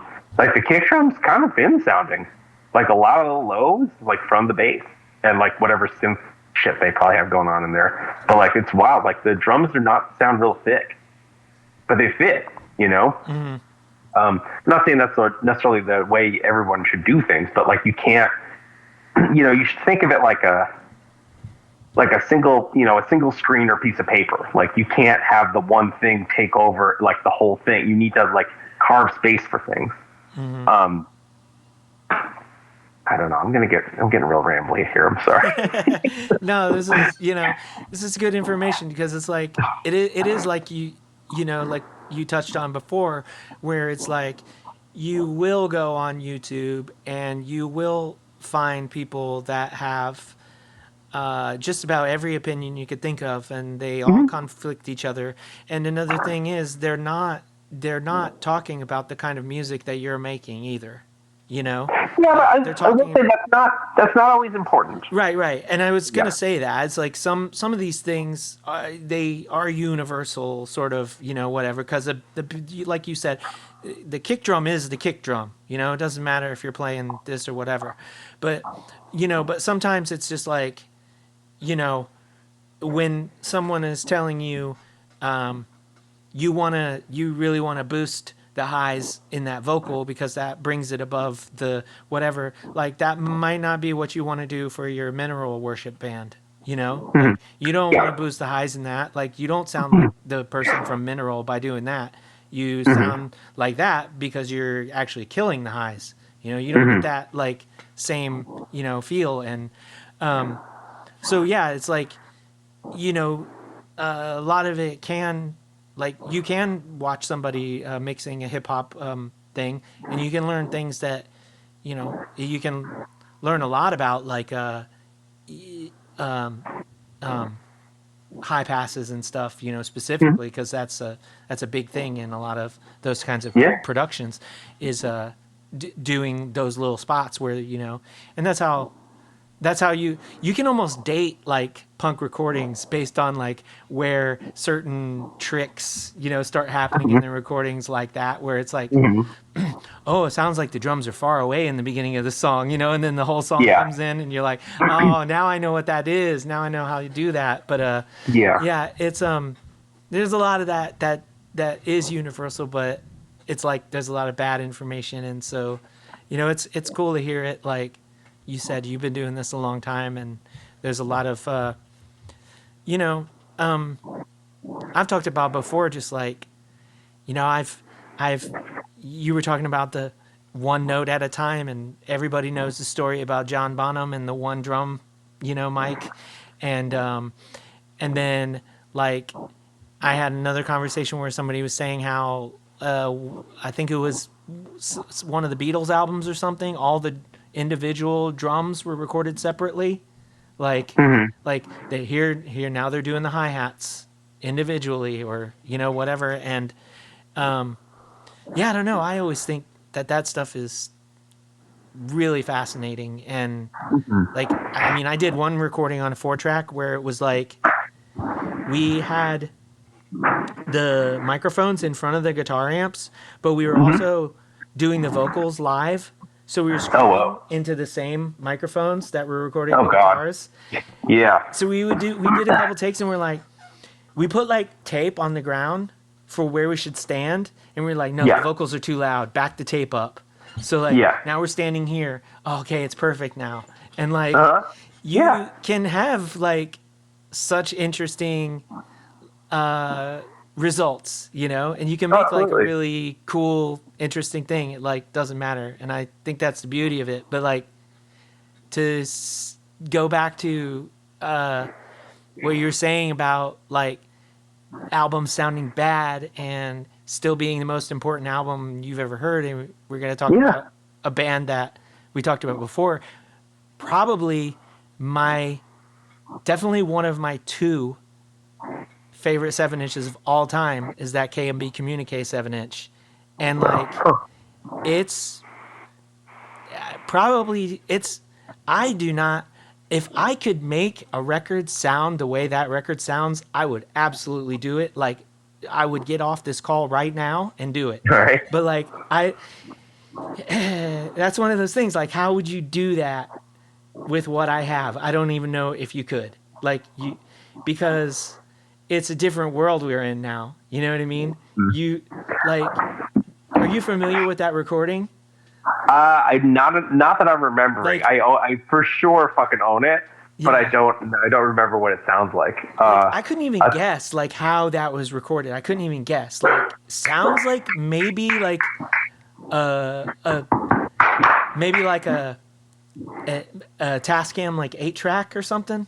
It sounds like a little better than like one of the 4-tracks, but not much. Could have been a 4-track. Well, if it was an 8-track, it would probably sound thinner and shittier because the track width was even smaller.